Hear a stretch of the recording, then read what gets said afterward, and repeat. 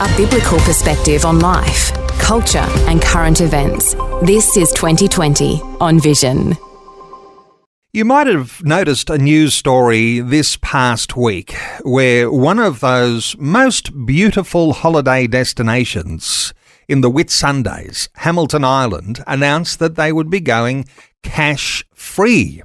In other words, you can only use your debit card or your credit card when you have a holiday at that very popular tourist destination. It raises some questions, doesn't it, about cash, because for some time now there's been a movement that says don't let cash go because there's ramifications there you may not have considered.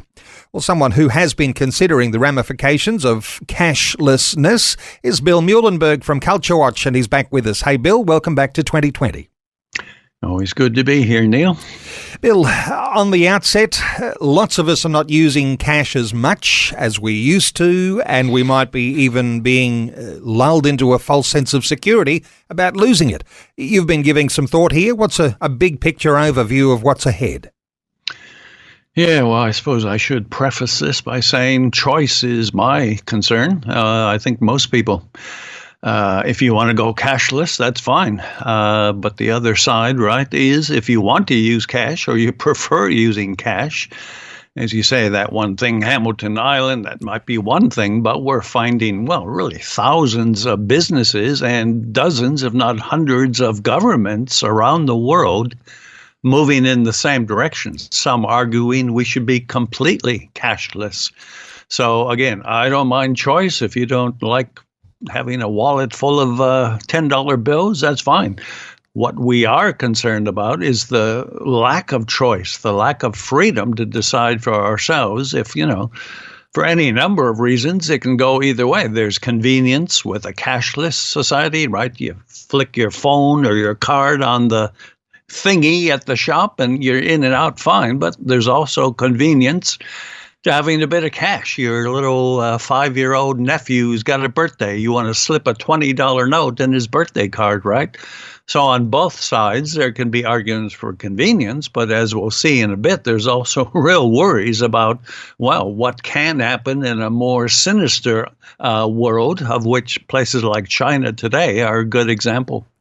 So you've got companies that deal with cash, and I know that Armaguard has had some recent challenges too, and they've got a viability issue there. If no one's using cash, no one uses their services. So it can start with a cafe, and it can move on to a resort, and then a whole lot of business and industry can actually move in this direction. So what are the downsides from your thoughts here, Bill?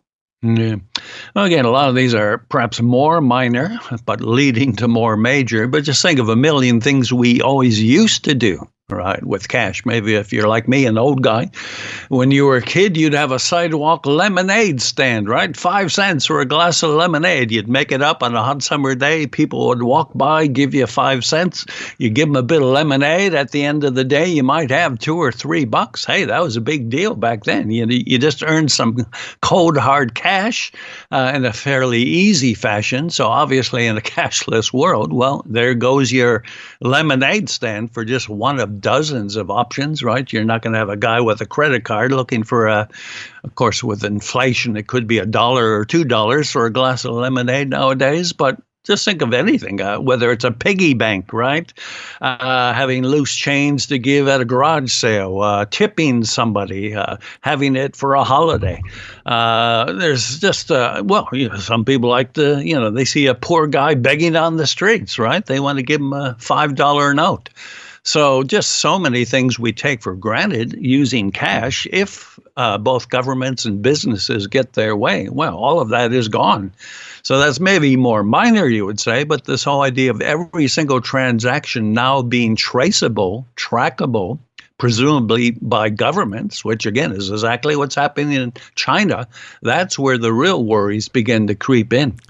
So this is where the plot thickens and the challenge deepens to be able to preserve cash that's in society, in circulation, because what happens if there is cashlessness is that there's opportunity there for really, in a mandatory sense, you are now under the thumb and being monitored, and from a surveillance way. But, putting aside those fairly simple things like children earning some cash and saving pocket money in a piggy bank, there's some very, very big things that most people perhaps might not have considered. What have you thought through?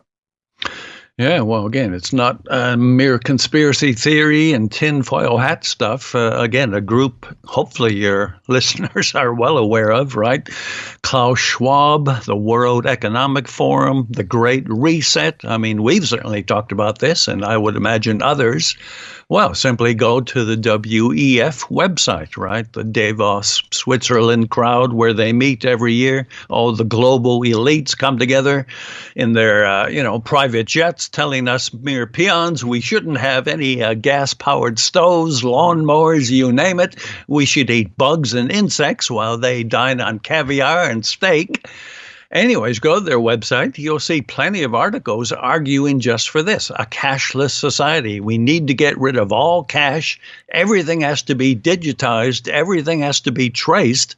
That way we can keep a closer eye on everybody. Now, again, if we lived in a fairly perfect world without sin, you'd say, well, it's kind of good. Police could catch criminals more easily if they followed all of their, transactions. But as always, there's a downside to this. Guys like you and me, ordinary people, non-criminals, if for some reason we fall afoul of the state, and by the way, simply think of what happened a few years ago.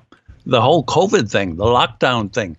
There was a second-class group of citizens there. If they didn't have certain coerced medical treatments, they couldn't buy and sell in many respects, goods and services, education, travel, you name it, they couldn't get it. We've had a foretaste of exactly what this kind of thing looks like. And again, if we spend time looking at communist China, boy, it's all happening there, and it's scary stuff. So control is the big ogre in the room here. And whether it's control by people who simply have access to your banking accounts, or whether it's governments having high expectation of you towing the line and doing exactly what you're told, when your account can be easily closed, you're easy target, aren't you, for control? Yeah, well, absolutely. And again, it doesn't have to be sinister totalitarian governments. It can be businesses, right? I'm sure all of you have experienced this. You might just say in passing, say on social media, on Facebook, I'm thinking of buying a new lawnmower, right? Next thing you know, on your Facebook page, there's a dozen ads for lawnmowers. Now, how did that happen, right? How did Facebook and all these high-tech, big-tech outfits, how do they have so much personal information about you, such a lack of your own privacy that, it seems like you've just mentioned it to a friend in another room about, I might get a new car. And then you're flooded with car ads on social media and everywhere else. It's getting a bit scary out here. How does all this work? Where is this lack of freedom and of, our own personal space going? It's our privacy everywhere is being invaded. And that's just, big government, not just big government, but corporations, the business world. So again, if we look at something like communist China, probably the most surveilled nation on earth, right? There's millions and millions of cameras everywhere, so you can't even walk down the street without your every move being tracked. But speak about a cashless society. Almost nobody pays anything there in China with cash. It's either, a tap of your smartphone or highly advanced facial recognition. You can just take a picture of your face, know who you are, and then deduct from your bank account whatever it is you want to buy or sell. Now, again, convenience sake, that might sound handy, but as we know in China, if you dare criticize the government, if you dare do anything that the government doesn't like, well, then you're in big trouble. then you cannot travel freely. Then you cannot get the education you want. Then you cannot go on airplane flights. Then you cannot go to most shops and get most goods and services. Again, sound familiar? Hey, what about Melbourne? What about Brisbane 3 years ago? We had exactly the same thing under the guise of keeping us safe from a virus. China, they're not even talking about a virus or keeping us safe. It's all about complete control of the masses so that nobody gets out of line. So you think, well, it couldn't happen here, right? In Australia, couldn't happen in America. Well, it already is. Biden's got a bill. He's pushing for this very thing of a digital currency. We've got various politicians here looking at the same thing. So I think we need to be aware of what's happening elsewhere, what could be happening here, and wake up and say, hey, some of this we really do need to resist. So losing cash, like an invitation to tyranny. And Bill, as you mentioned, central bank digital currencies, moves by governments towards digital currencies. I can't help but draw attention and get your thoughts here because for a long, long time, longer than you've been alive, Christian believers have been reading those instances in the Bible that says that there will be a cashless society in an end of times scenario. Thoughts from you around where we're manoeuvring now and how that aligns even with a scriptural idea? Yeah, absolutely. I mean, I'm not saying this is that, right? I'm not saying what we just discussed is the, absolute fulfillment of things we read about in the Bible. But what was it? Revelation 19? Come on, mark of the beast. You cannot buy or sell without this thing on your forehead and your hand. So is that what we're talking about here? Well, at the very least, you'd have to say, well, it could well be. Because it's exactly what's happening in communist China. And so exactly what's happening more and more in the West. You cannot buy and sell without certain things happening. And we know, again, from the COVID wars that if you did things that the government didn't like, you were greatly restricted in buying and selling, in traveling, in schooling, you name it, right? So it's happened already. So is it the fulfillment of that warning about the mark of the beast? Well, all we can say is it could be. But hey, I'd be happy to put two and two together and say these are some very worrying developments, whether or not this is the end times and the whole bit. I'd still say we should be, as Christians and non-Christians, a bit concerned about where all this is heading.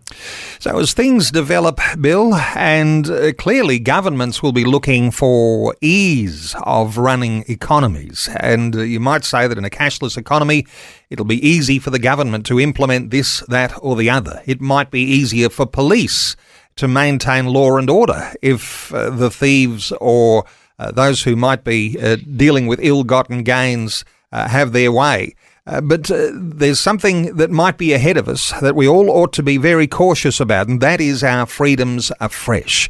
Are you recommending any particular books, Bill? Are there any particular authors that you've been reading of recent times that are across some of this detail and articulating a warning around losing cash? Yeah, well, there'd be many, and I actually quote a few in my recent article. One I think we may have talked about before, actually. Rod Dreher wrote a book 4 years ago, Live Not by Lies.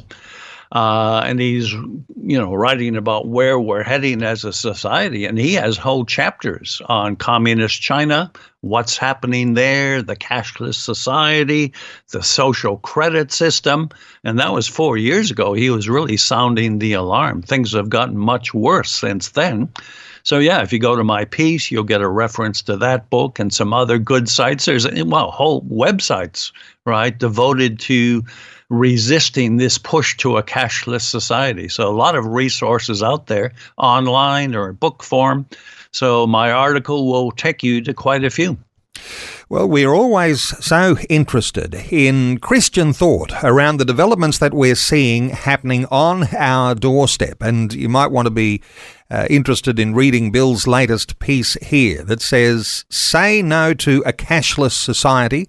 You'll be able to find it at billmuehlenberg.com, or you can simply Google Culture Watch, one word.